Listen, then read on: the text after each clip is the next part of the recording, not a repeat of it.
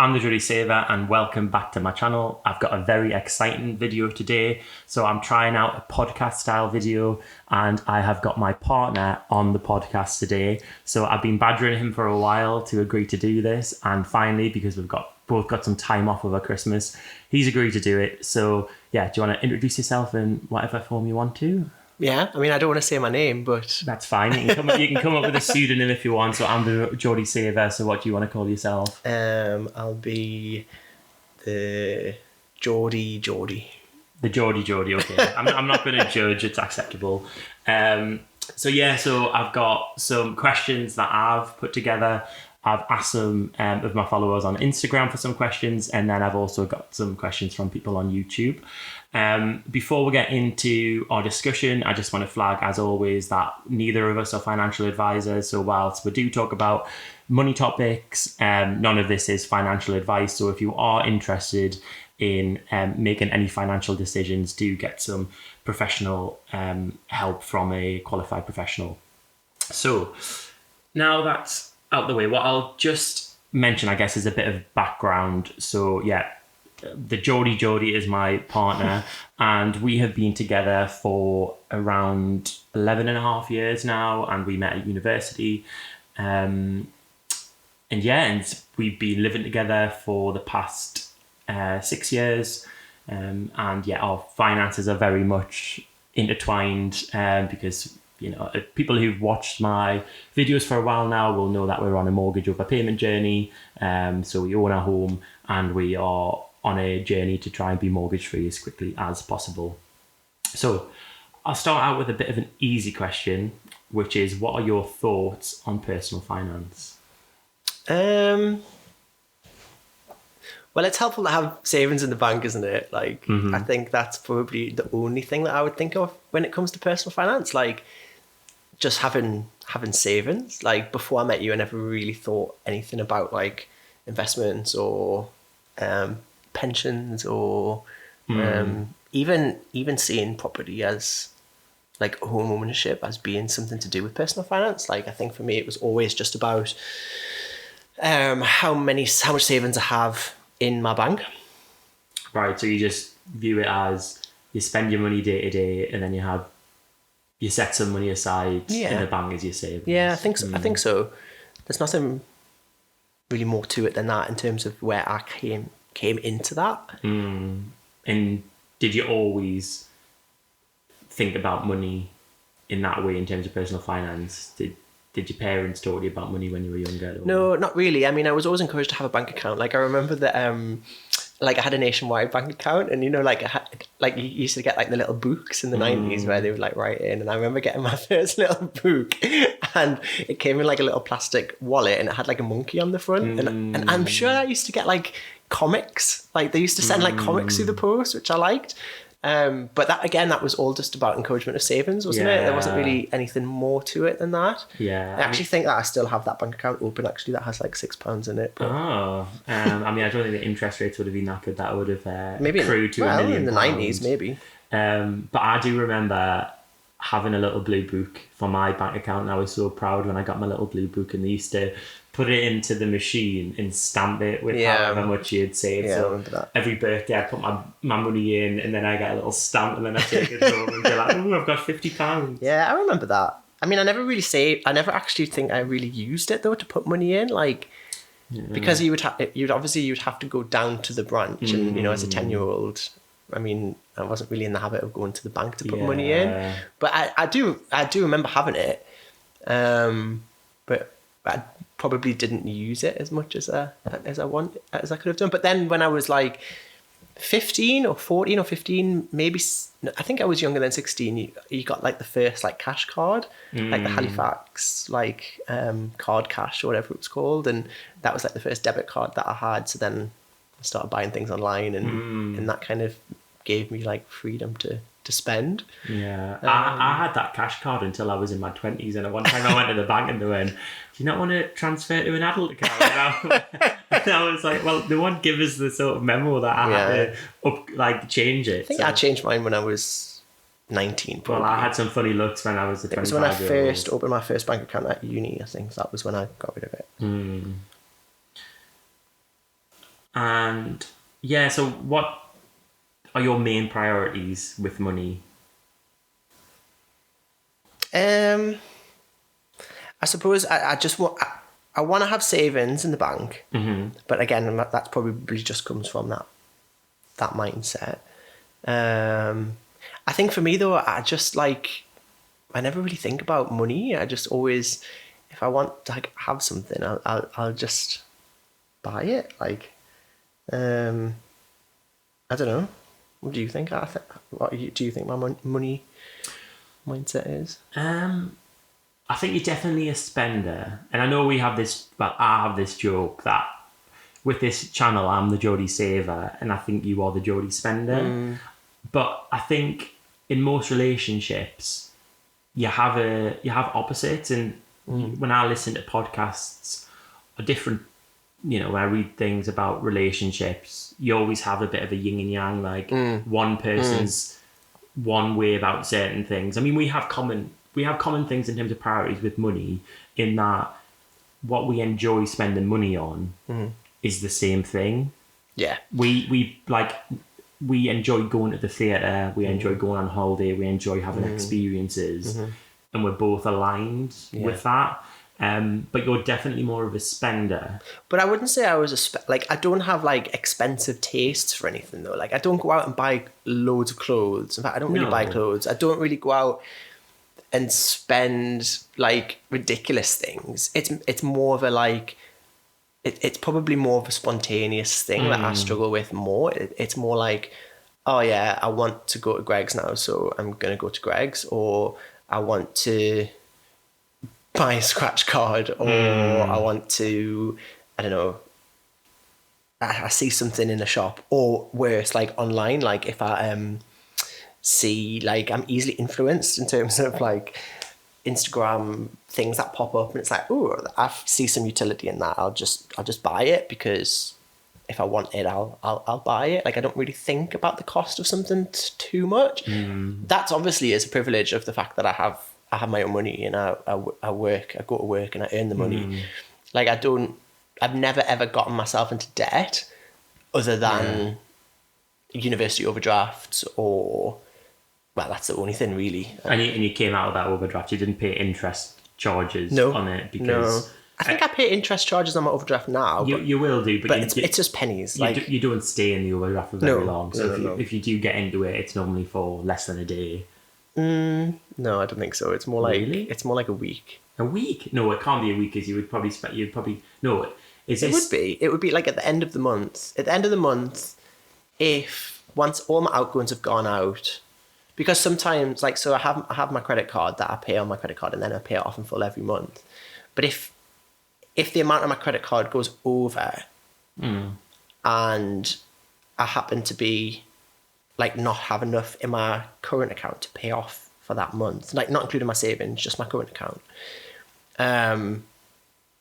it'll sometimes go into the overdraft, and because it's only like 30 pence a day, I'll like not be bothered to, like, I just couldn't be bothered to put money across to, like, from my savings into my current account to get me out of the overdraft. Really? I just like stay in it, because I know that when I get paid in a few days' time, it'll just pay it back. But that's a personality thing, I think. It is, because I have a fear of my overdraft. Like, I've got one, because I think in emergencies, I want to have that facility where if I need to go into my overdraft, I can do. But I don't see my overdraft as like money for me to spend. Yes. Like I would never say, if I had £0 in my bank and I had a £300 overdraft, I'd never think, oh yeah, I'm going to buy that. I would still think, oh no, I've got £0 in my overdraft.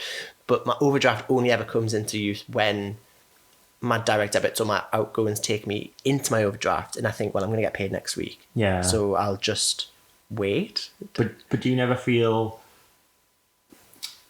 I hate the idea of taking savings out of my savings to pay my current account. But even, because for me, I wouldn't think of them as savings if I'm in the negative on one account. I want everything to be positive. No, I would just keep it in there, because my savings are my savings. Yeah. Well, that's each to their own. That's your perspective on looking at it. And yeah, the next question I was going to ask was, do you think we work well together as a team with personal finance. So obviously we've touched on the fact that we have sort of different money mindset. You're more of a spender compared to me. I'm more of a saver naturally. But do you think we work well together as a team with our finances? Yeah, absolutely. I mean, there's that level of trust. I mean, we've known each other for a long time. So I think for me, I mean, part of my personality is that I lose energy on grand ideas very quickly. So I think what you set out to achieve, I really admire it. And actually, I think, oh yeah, actually, I would love to be able to do that. But I don't have the staying power, or I don't have the motivation, or I don't have the energy because, for whatever reason that might be. But I think I lost my train of thought then. Working together as a team. Yeah, working together as a team. I trust you. So actually, I see you doing it. So I admire that. And we work well as a team because you would always just give me the advice, or you would be the one that would kind of push me to do certain things, or I don't know, we have this spreadsheet every month where we have all of our our outgoings itemized, and how much of the mortgage we pay and all of that kind of stuff. And there's no way that I would do that without you. So in that sense, yeah, we do really work well as a team, and I like it that you kind of keep me on track.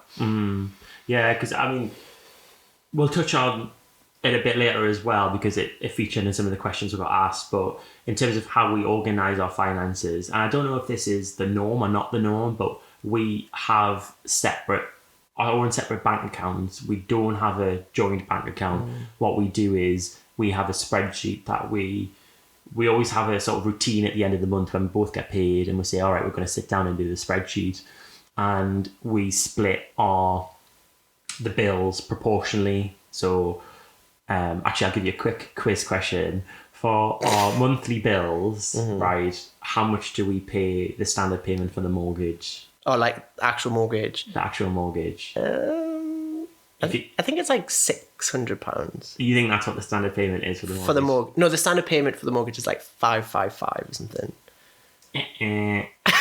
509. Oh, well, that's... You're close. And then overall, for all the joint bills that we have... I have no idea about the bills. But give a guess. I mean, I'm going to give you £100. Not including the mortgage. Not including the mortgage. Including the mortgage. Our full, our basic sort of... Not including overpayments. Not including overpayments. Our basic for our flat to run without paying for food. How much do we have to pay? I actually don't have a clue. I would say maybe... £1,000 a month? Oh, that's a very good guess. It's between 1,000 and 1,100. So okay. It's a very good guess. So at the end of each month, we have our routine where we do the spreadsheet, and we split that joint bills, that 1,100, say, we split that proportionally to our incomes. And because you drive and I don't, and you have petrol costs, I agreed that we could knock out the petrol costs, so you pay... I think it's mainly 55-45. I think that's our split, which I'm happy with. And then it means that whatever left in our own bank accounts, we can do with as we please. There's no mandation on what we have to do in terms of how much we have to save or anything. Yeah. So yeah, and I think it works quite well. I think the only thing that I always worry about on your behalf is I know you can sometimes be very light on emergency savings. Not always. Not always. Currently, yes, but it's been an expensive year. It has been an expensive year, and we've enjoyed. Well, it's 2024 now, but 2023 was expensive. Yeah, and we enjoyed it. We made the most of it, and people who've watched my portfolio videos will know that between the months of April to October, I didn't really save that much at all. I definitely didn't save anything. No. I rinsed all of my accounts.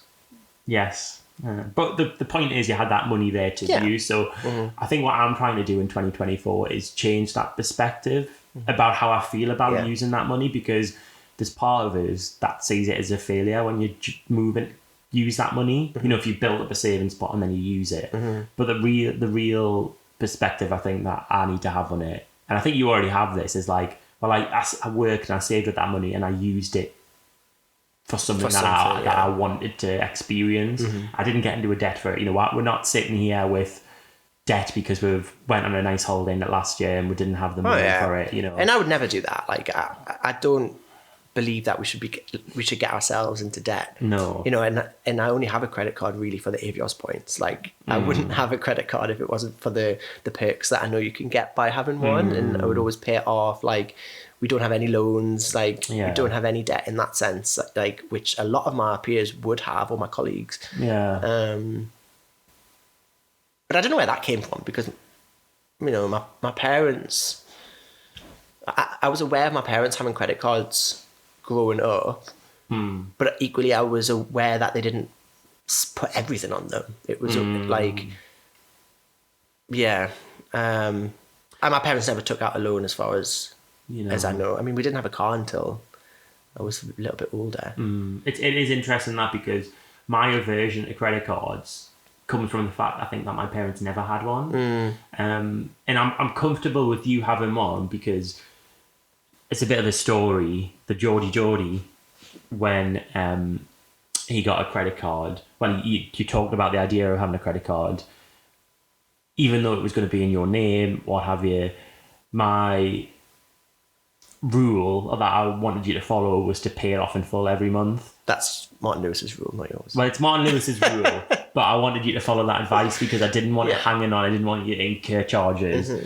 And actually, I'd say that the biggest benefit of having a credit card is, for us anyways, even though I don't spend on it, you know, I know you use Avios points, you find that a massive benefit. But what I find it is if we go to America, say on holiday, or if we want to make a big purchase, there's some sort of consumer protection that you get with the credit card that you don't necessarily get with a debit card. But also the fact that you can set up a direct debit and it just comes out, whatever the balance is. Because I think my fear would be that if I had to go in manually every month and pay off whatever was on it, like, I would forget. I wouldn't do it. Like, and I think that would create tension between me and you. It definitely would. Because I would be badgering you. But that's how I end up going into my overdraft, because it just comes out on the 17th of the month. Whatever's on that bill, it just comes out. Yeah. And obviously I'm aware of the fact that if that one particular month was heavier than another month, like on a holiday month or at Christmas, like, I'll be conscious that it might take me more. But I've always had enough money to be able to pay it off. Yeah. And so, moving in a bit of a different direction, I suppose my next question is, when did we first discuss our approach to money, or when did you realise our money mindsets were different? I think probably when we moved in together, or rather when we bought our property. So when we started thinking about sharing finances or sharing bills, the mortgage advisor and all of that. I mean, you always had savings, but then you worked before university anyway, and I kind of didn't. So you went into university with way more savings than I had. And I was very aware of the fact that you did have those savings, especially in our early years of our relationship, I suppose. But I never ever thought that you ever scrimped and saved. Like, I never thought that you were like tight or anything like that. No, I don't think I've ever been. You've never been tight? I've always enjoyed having a cash buffer, because that's what I had. Because I haven't talked about it on the channel before, but before I went to university, I had an operation, which meant that I had to postpone university by a year. For part of that year, I did a few different jobs. I worked in a call centre, worked in a sorting office, those sort of things. And it meant that when I went to university, I had maybe £2,000 to £3,000 in the bank. And I didn't really spend it I mean, it was just a buffer, really. You know, if I needed it at university, I could jump into it and use it. But was that in a savings account? I think it was just in my account. Yeah, because I didn't have a savings account until later on. It was maybe in an ISA, you know, like a flexible ISA where you can take it out when you need it. Well, that's a savings account. It is, yeah. So yeah, and it was a privilege. It was lucky, because I wonder how I would have felt about money? Like, would I be more stressed at uni about money if I hadn't had that buffer? Well, I was always in my overdraft at uni and I wasn't stressed about it. Well, I just yeah. thought, well, that's part of the experience, I suppose. But, you know, at the same time, I was very, like, I mean, my parents are, you know, not well off particularly, and definitely weren't growing up, you know, like, I've come from a very working class background where money at times has been tight. There's been redundancies in my immediate family, in like the household growing up in the early 90s. And, you know, like, I didn't ever come from an affluent background. But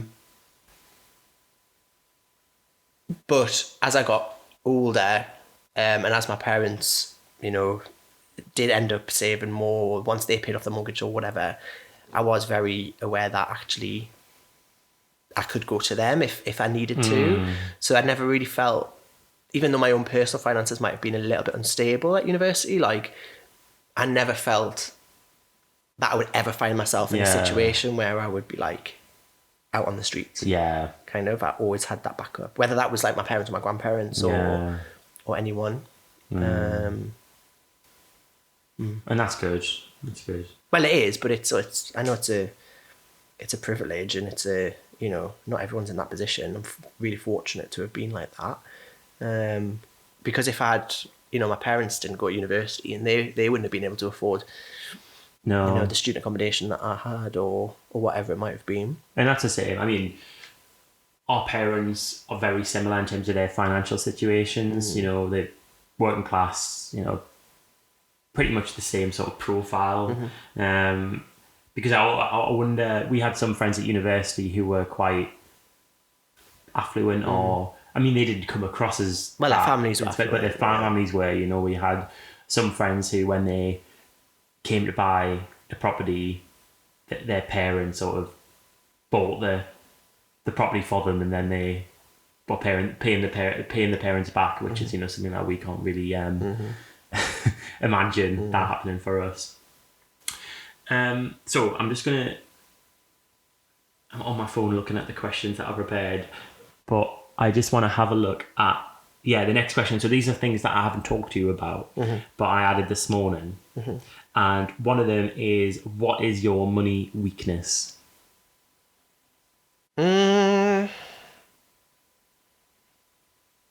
Probably sort of snacks when out and about. Like, not coffee. Like, I don't really go to Starbucks or Costa. Like, that's not really a thing, but definitely Greg's. Maybe McDonald's sometimes, but I don't like... That's only like once a month I go to McDonald's, which I think is fine. But that would probably be... Like, for instance, like, I say Greg's, but like, if we are having a bit of a disorganized week and we don't make lunch for work, like, going to the shop for lunch, like, I don't think anything of it. And the meal deal now at One Stop is like $3.95 or something like that. And that, I don't know, it doesn't upset me, but it irks me that I have to pay £4 for my lunch from a shop, when, like, I could have just made that myself. That's both a weakness but also a frustration. I don't really think I have maybe like subscribing to apps that I never use. That might be it. You know, I've got one. I was like looking at Disney Plus this morning. It's now gone up to $10.99. Really? I thought it was only £6. It was, but now it's $10.99 and I never use it. Well, kind of sometimes. Can I tell people about my bugbear for what you subscribe to? What one? Degusta. Oh yeah, I know. So in case people haven't heard of this before, I hadn't until you started ordering it.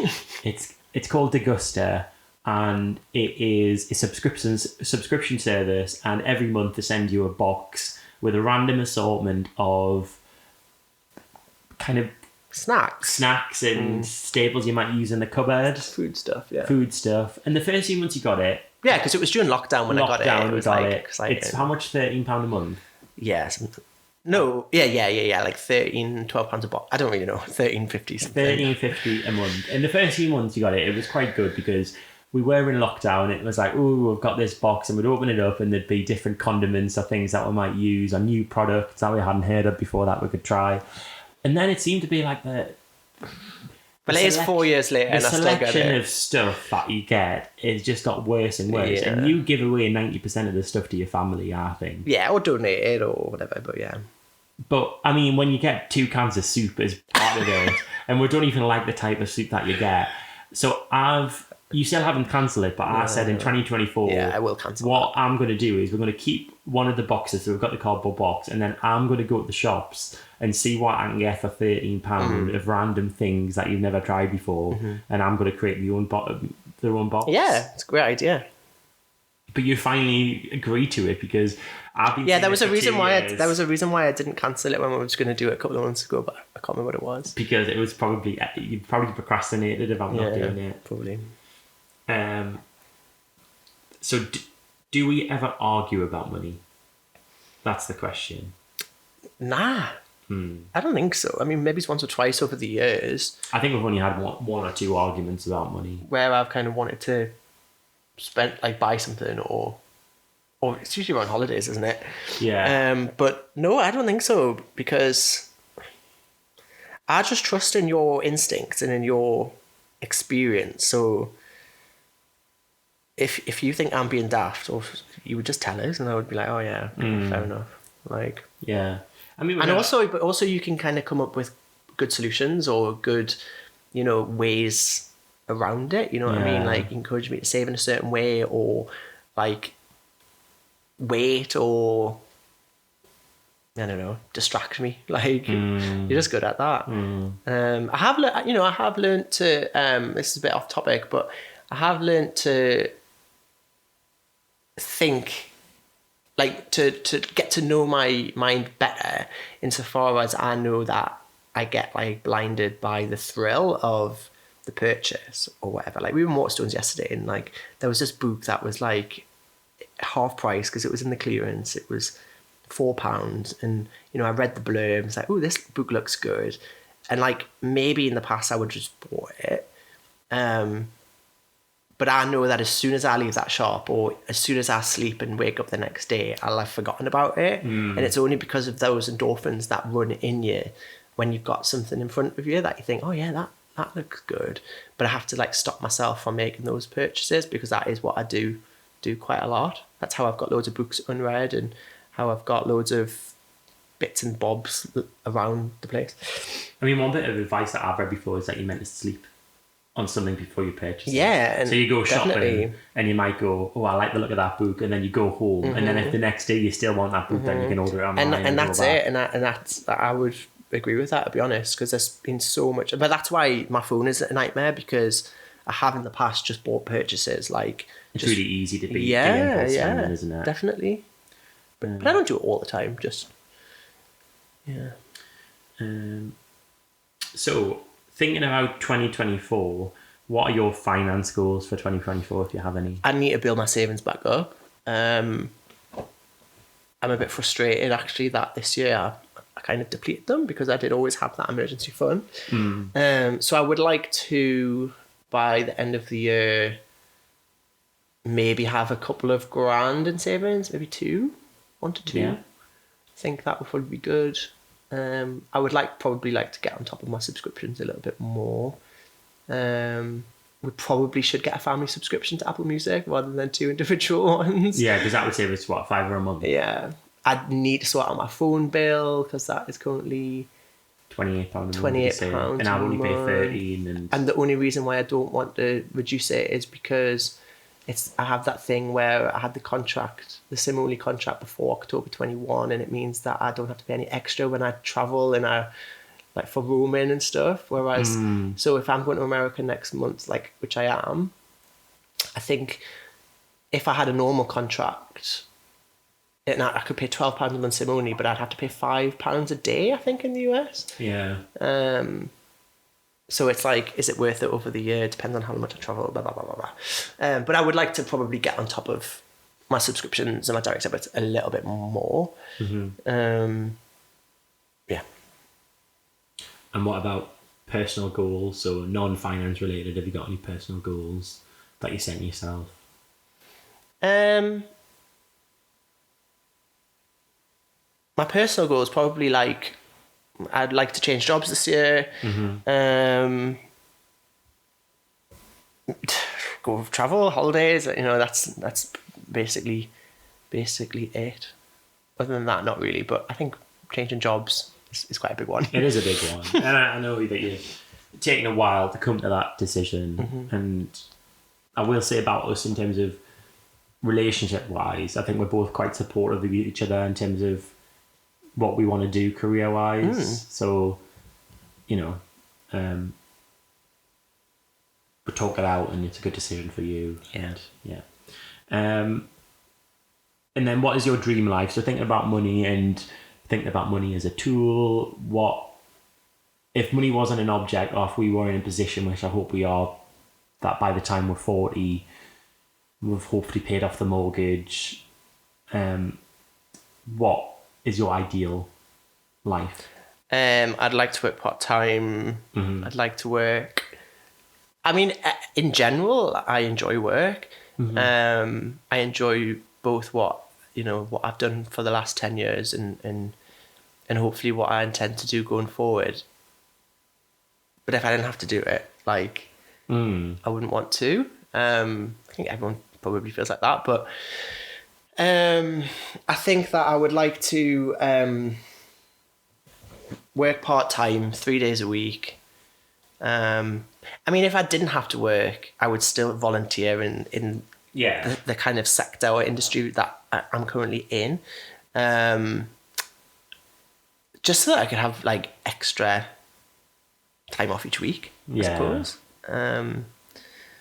Yeah, and I mean, my goals are similar. I want to work part-time, and I want to also have short career breaks or sabbaticals, so a 6-month period where we're off and go traveling. But also, I think once the mortgage is paid off, and again, that's not something that I really had considered, because for me, when we signed the line or whatever, it was 25 to 30 years, and it's oh yeah, okay, it's 25 to 30 years. But it wasn't until you told me actually you can overpay and you can reduce the term and so on, that I kind of thought, oh, well, actually, if we can pay it off in 10 years, then it really appeals to me, the fact that if we pay off our mortgage by the time we're 40 or 41 or 42, that £509 unlocks. And it really appeals to me that in our 40s, we can go hard and out with, in our 20s, we travelled a lot and did this and did that.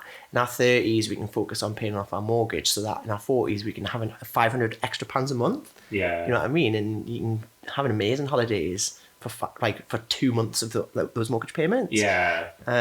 So I suppose being mortgage free, which you're supporting us both on that journey, it's not really coming from me. I'm just kind of do as I told in terms of it. Actually, that can enable us to have those holidays. So it's kind of like that mixture of the time off work, whether that's part-time work or sabbatical or whatever, or longer holidays, plus the extra income from the mortgage. Yeah. And I get. Although I suppose if you go on part-time, you're going to get a lower salary or whatever. But it's looking at that, isn't it? That's what I look forward to, I think. Yeah, and I agree, because at the moment we pay £500 a month mortgage, and that's already a bit of a saving, because if we were renting in the same area, it'd be £1,000 a month rent. So, yeah.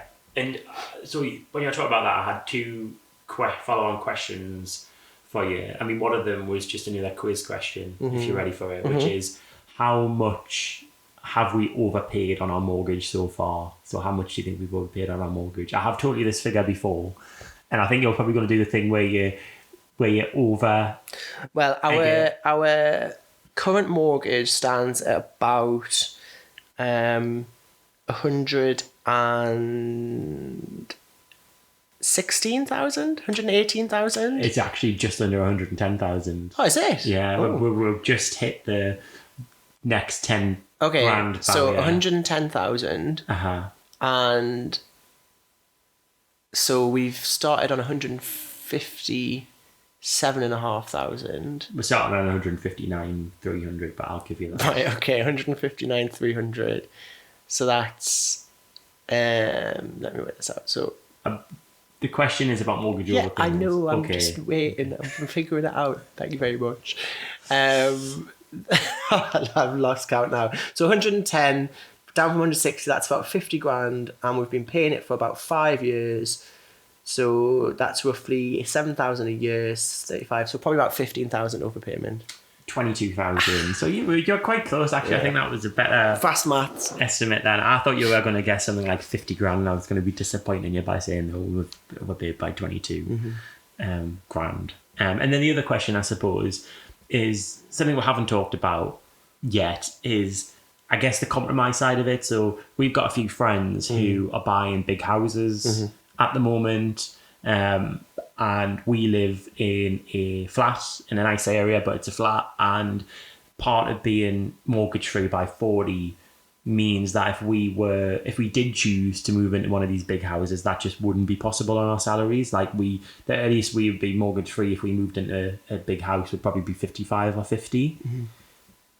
So there is a compromise there, and I guess my question is, I know myself, I don't really get jealous or envious of those people in those houses, just because for me, the idea of being free in terms of my time freedom and working part-time when I'm in my 40s, that is enough for me. But I just wonder, how do you deal with that? Or do you have moments where you think, oh, you know what, I wish we could just upgrade to a massive house? I do. But I mean, that just stems from a bit of envy, doesn't it? Like, yeah, it would be nice to have a bigger house. Like, our flat is quite small. But it's in a good location. So that ticks that box massively so. And it's nice. We live in a nice flat. Yeah, there are things that we could do to upgrade it, but it's not an unpleasant environment. In fact, if anything, it's a really lovely environment. So yeah, sometimes I do look at people's bigger spaces and think, oh wow, it would be nice to have this. But we choose to live in the city, which I know means that we already pay to have a smaller place, essentially. But no, it doesn't really bother me that much, to be honest. And actually, if I had a bigger house, we would just have to do more cleaning, which is not really what I want to do anyway. So, you know. And you always say, if I had a bigger house, we'd definitely have to get a cleaner. I'm like, yeah, but that's an added expense. So I have a higher mortgage, higher maintenance bills.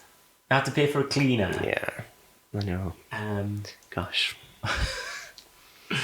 But as I said, if you want to, make a lot more money, then you can pay for the nice big house, and as long as my outgoings stay the same as they are now, so I thought that was a good first part of the chat. So the next bit is we're going to go to Instagram questions.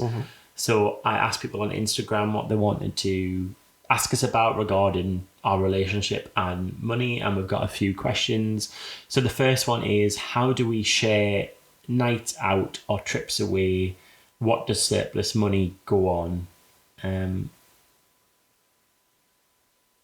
That nights out, well, not nights out, but cinema trips, theatre trips, the odd trip to London, like holidays, or saving for holidays. And we're very much 50-50 on it, aren't we? So we're aligned because we want to spend the money on the same stuff.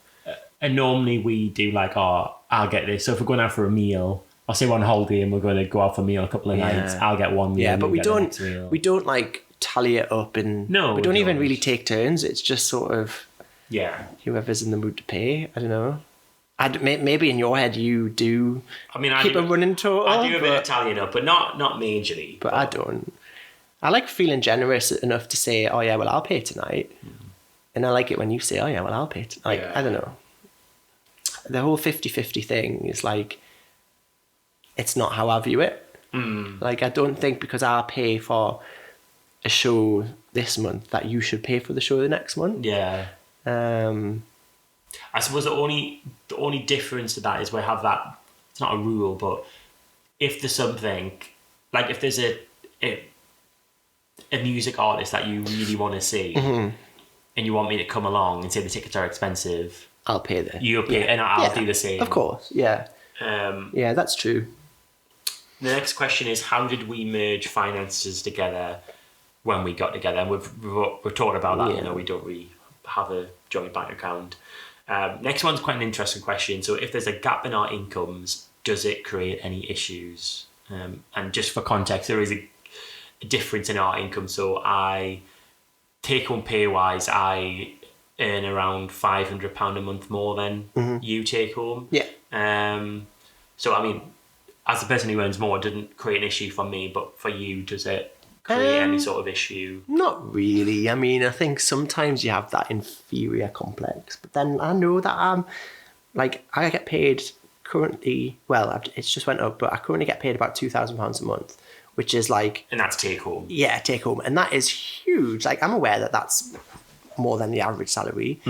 Especially for the Northeast. Yeah, definitely. Like, so, yeah, okay, you might earn 2,500 or whatever, but like, I know that what I earn is still significant. Yeah. And I'm very lucky to be in that position. Maybe not lucky, but you know, I never ever feel like there's nothing that I can't have if I want it. And that, to me, because of that, doesn't make me feel anxious or there's no tension there that you earn more than me, because it would be different if you earned more than me so you could pay for more things. Like if you were like, oh, come on, let's go for dinner. And you couldn't afford it. And I couldn't afford it. Yeah. Like that would be different, but that's not really the case. So, yeah.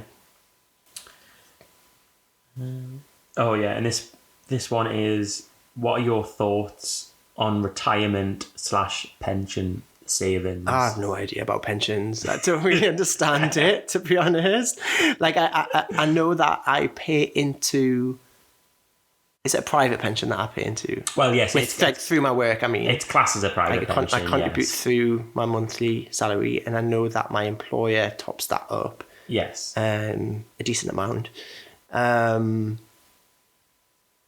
But that's pretty much as it goes. I don't know what the minimum age would be that I'd be able to take it. I assume it's like 55. It's going up. I don't know what exactly it is. I think it's 57. It's going to be 57 or 58, and by the time we retire, it'll probably be 60. It might be 60. And I don't really know much about the state pension either, other than the fact that you get it, and the vast majority of the UK benefits system is pensions. Not benefits, but the money paid out from the cost of administrating delivering the pension system is like it's huge. And retirement, I don't really think about it, to be honest. Like, I just hope that I live long enough that I can retire and have a long and healthy retirement, I suppose. Yeah. But again, like, I just feel, some people might think that it's like arrogance, or some people might think that it's like total, like, entitled. I can't think of another word for it, but like, I know that when my parents pass away, me and my brother will inherit the house, and they live in a fairly modest-sized 3-bedroom ex-council house, but it's still gonna be worth more than like 200 grand, So I think, well, there's 100 grand coming my way when I'm in my 60s or 70s, touch wood. So I don't worry about it. Like, yeah, and I'm glad you brought that up, because I've forgotten about that point, because we had talked about that earlier when we were talking about questions for the podcast. And it is funny, because that's a difference between me and you in terms of what our future looks like pension wise. So I don't have that, you want to call it a privilege, or don't know what you want to call it, but I know I'm one of 5, and I know that you're going to be receiving what's going to be a bit of a life-changing sum of money, or a nice pension pot from inheritance. You'll receive that. I'm going to receive something probably, but it's not going to be something that I could use as retirement income. It's going to be something that maybe will pay for, I don't know, some nice holidays. It might be 20 grand that I might inherit it, which is still great, but I can't really base my future pension decisions based on inheritance because I'm not going to be getting it. And I think we're going to see more of that in the future because I think wider in the population, you're going to have the haves and have-nots in terms of inherited wealth. And I don't really know as a society how we can account for that because it's not that I think it's unfair that you're going to inherit a large sum of money. It is unfair, but of course in terms of a society where everyone's got equal opportunities, like for me to have the same wealth as you, if we were individual people not together, for me to have that same individual wealth as you with getting that 100 grand top up that you're going to get, I would have to have like a wage that's like 10 grand more than you for 10 years and put all of that away. And when you think into tax about that, actually I'd probably have to have a wage that's 15 grand more than you for 10 years. So yeah, it's an interesting topic, and I suppose it does change perspectives of finance. Yeah, it makes me feel bad. But you shouldn't feel bad because it's not to be, the question is not how to make you feel guilty about it. It's more like from a society point of view, how do you make sure that people who don't have any privilege or benefit in retirement can have a healthy and comfortable retirement when it's not their fault that they haven't got. Well, increasing wages and paying people more would be a good start. Well, yes, true, and also having a good state pension that pays the necessary living expenses. Okay, so that was the Instagram questions, and we'll just move on to the YouTube questions. So we've talked about our financial goals, and the next part of this question was, how did you get your partner interested in paying off the mortgage, I guess, in these goals? Just kind of what I said before about like that, the concept of freeing up £500 extra a month, like that really appealed to me, because it was like, oh, okay, maybe we can go on more further afield holidays or whatever. That's kind of what convinced me. Because I think trying to think, like, I mean, I know, because we know each other quite well, I know the sort of things that entice you and don't. So I know that me saying to you, oh, like, look at this spreadsheet calculator that's going to tell you if you invest in this or if we do this, what you're going to get, and show you all the different calculations. I know that sort of thing doesn't grab you as much as me saying, actually, wouldn't it be nice if we could work part-time? Or I don't know. I think I like the spreadsheets. I certainly like that spreadsheet that you've got where it's like calculates like when the mortgage will be paid off. And it's like, these are all, if we pay this every month, or the mortgage overpayment calculator. Yeah, and it flashes up, you will pay your mortgage off by the time you're 39. Like, that's like, I like that one. But yeah, when it's based around, when you can see the outcomes in the spreadsheet, that's good. But you're motivated more by,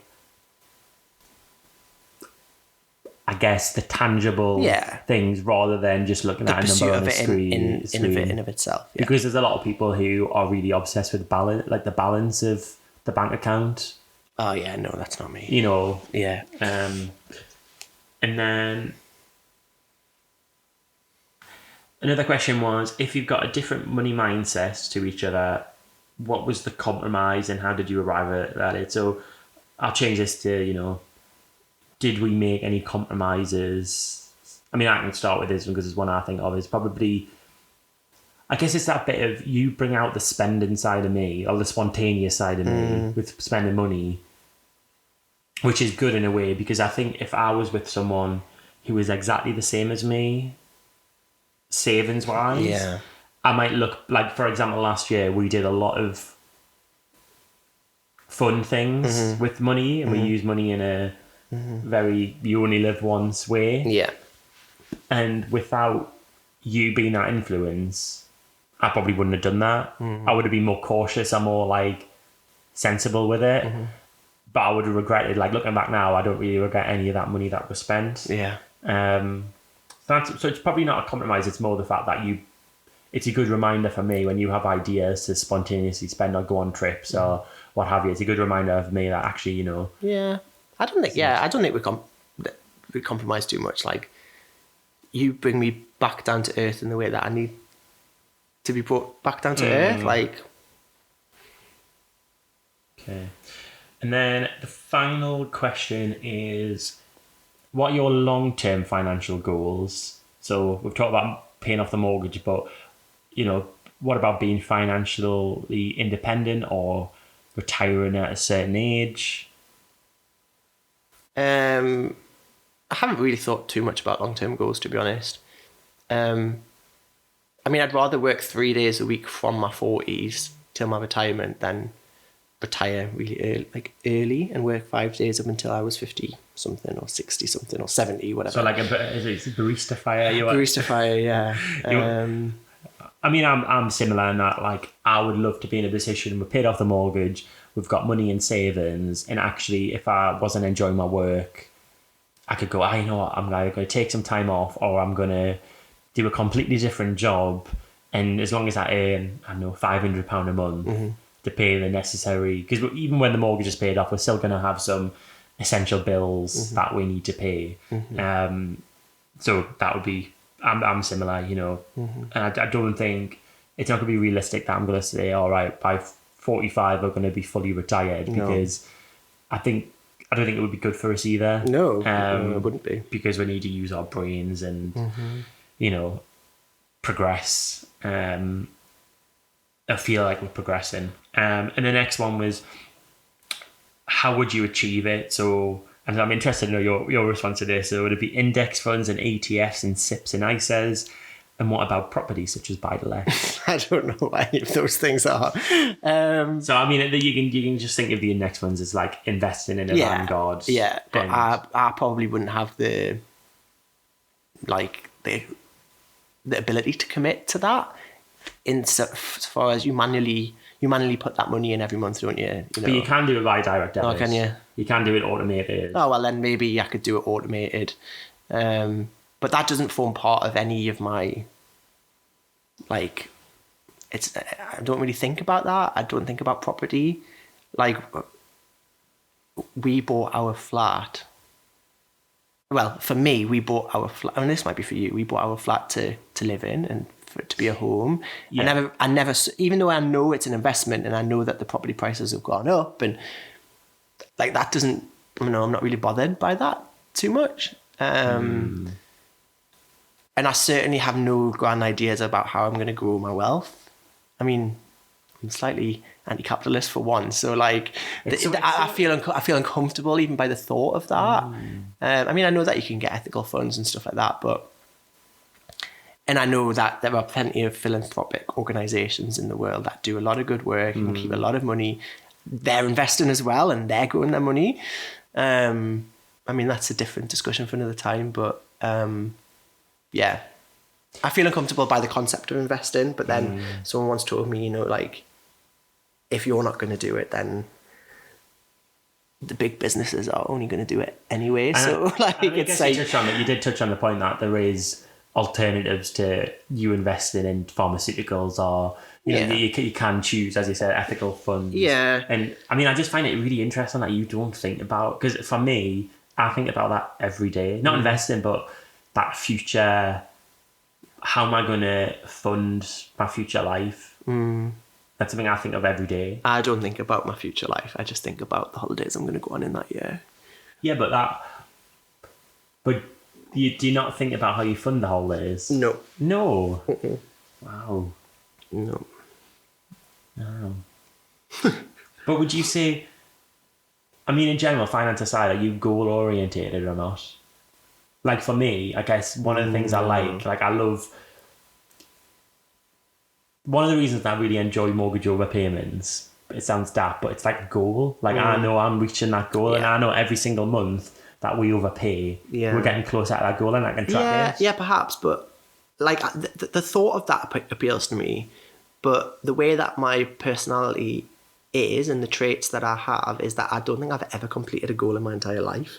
So like it's not something that motivates me, because I know that like I can't ever really recall the times when I've reached goals. Okay, like studying for exams and passing qualifications is one thing, but do you not love the discipline of it? I kind of stick to it. Because I think, you know, Kinda I sticks always reflect on the fact of like, wouldn't it be nice to win the lottery? And it would, but us overpaying for years and then getting to that goal will feel so good. It will. Because we've been It will, disciplined and done it. but you've kept me on the track to do that. If that was just me doing that, I'm not a disciplined person, so I wouldn't be able to keep up with that. Even if my intention was really pure and like I could, you know, I wanted to do it, there'd always be a reason why I would stop. That's really interesting. I mean, it's funny because I don't think I told you about this. Before Christmas, I was in the office at work and I overheard a conversation, and someone at work, I mean, it was about a year and a half ago, had asked me, and bearing in mind they don't know anything about me loving personal finance and being interested in mortgage overpayments, they said to me, oh, have you overpaid your mortgage before? Because I was thinking about paying an extra £100 on my mortgage each month and overpaying it, and then I'll be mortgage free by 50. And I was like, oh, I think that's a great idea. I was like, me and my partner overpay our mortgage. And then I told them about how much, and then I felt guilty for revealing that, even though they were thought it was brilliant. Anyways, I overheard that same person a year and a half later, so it was like 2 weeks ago, talking to someone who had just got a mortgage, and they said to them, well, I considered overpaying the mortgage, but I had to ring up the mortgage provider to sort it out, and I've never got around to it. And it's like, it was crazy to me because I just wanted to go and straight over, like, just make the phone call. It's so easy. That sounds like me. And it's just like, I don't know, like that's a year. And fair enough, you know, they might have done something else with that extra £100. They might have invested it. They might have put it in an emergency fund. I don't know. But it just seems funny that the more, I guess it's that the barriers that you put, like banks or whatever, like when it's automated and you don't have to think about it. Like for us, I suppose things are automated from your perspective because I sort it out and I'm on top of it. And for me, one of the things about this YouTube channel is it keeps me accountable because the times I didn't post, I had one or two comments of people going, why are you not overpaying your mortgage anymore? And it makes you feel that, I mean, I don't like to say the word, it makes you feel guilty because, you know, you should never feel guilty about money, I don't think. No. But it keeps you accountable to someone, which is good. So that's the end of my question. So I wanted to hand over to you and see, was there any questions you wanted to ask me or any thoughts about this channel? I just can't believe that you think about money as much as you do. Did you not know that? No, I did know it, but I didn't think like it consumed your thoughts every day. It does. I mean, I think part of it is like an obsessive, like I think we're both similar in that we have obsessive thoughts, as in like we get interest in things and we become a bit obsessed with things. But my obsessions come and go. Yours just stays forever. Mine do stay. Which is good in terms of us paying our mortgage off by the time we're 40. I mean, I guess one of the things that won't be a challenge, I guess. It's a nice challenge to have, but you listen to podcasts and I guess people who are in this personal finance community all get a bit obsessed. And the question is, you know, there's times in your life, like we're at the saving stage of our life, like an accumulation stage, but there'll be a time when we want to spend. And it's really switching that mindset because at the moment I'm focused on the mortgage going down and my savings and investment balance going up. But there'll be a time when I want my savings investment balance to go down because I'm spending it. It's trying to switch that mindset. And that's the mindset that you've got already in a way. So you'll be fine for doing that. Oh yeah. But for me, I guess it's that because I don't want to be the richest person in the graveyard. Like that's not the ideal. That's a sort of a, you know, money's a tool, so I need to be spending it when I want. But it is interesting. But I'm surprised you didn't know that I thought about it as much. No.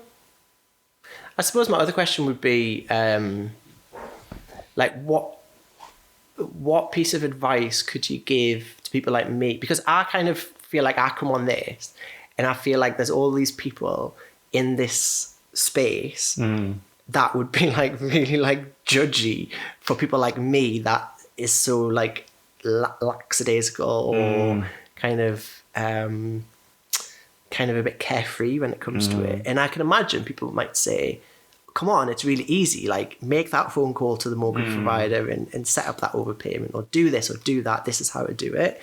But like, for me, I really struggle with those types of tasks in general in my life. So I suppose it's like, well, what advice would you have to someone like me that is like that can just help you? It could be a bit of a mantra for you to just help you on that way, rather than just telling someone to just do it. Like, what would you say? Well, two things. One of them would get yourself a cheerleader or someone who's you're gonna be accountable to. So for you, that's me. So I always know what's in your bank account because I ask you, and I don't always know, but I mean, like, every few weeks I'll say, how you doing with your savings, how much you got, are you going to run out of money this month? Are you going to be in that overdraft? So obviously, if you're in a relationship, the easiest person for that to be is your other half. If you're not in a relationship, then maybe you've got a money savvy friend who you can talk to, who can say, can you just remind us each month that I need to put some money across into my savings? The other thing, I guess, is in terms of a money mantra, if you're going to, we're in January now, if you want a New Year's resolution, trying to get into a habit and trying to make it as easy as possible for yourself. So we have the thing at the end of the month where we do our spreadsheets. Do automatic habits. So if you've got a bank account where you can do roundups and get it sent across to a savings account, so you don't have to think about it and your savings naturally build, that's a good idea.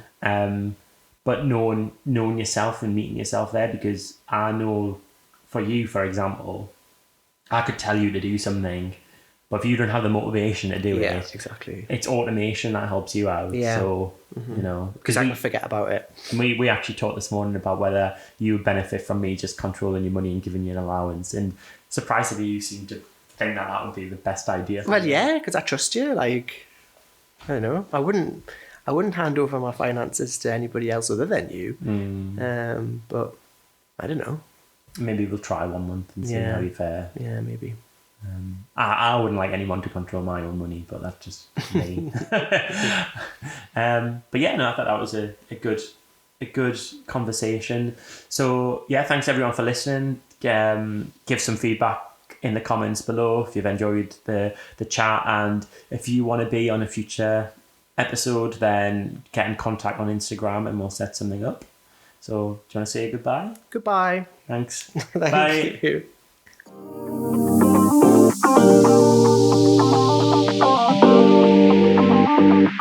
Bye.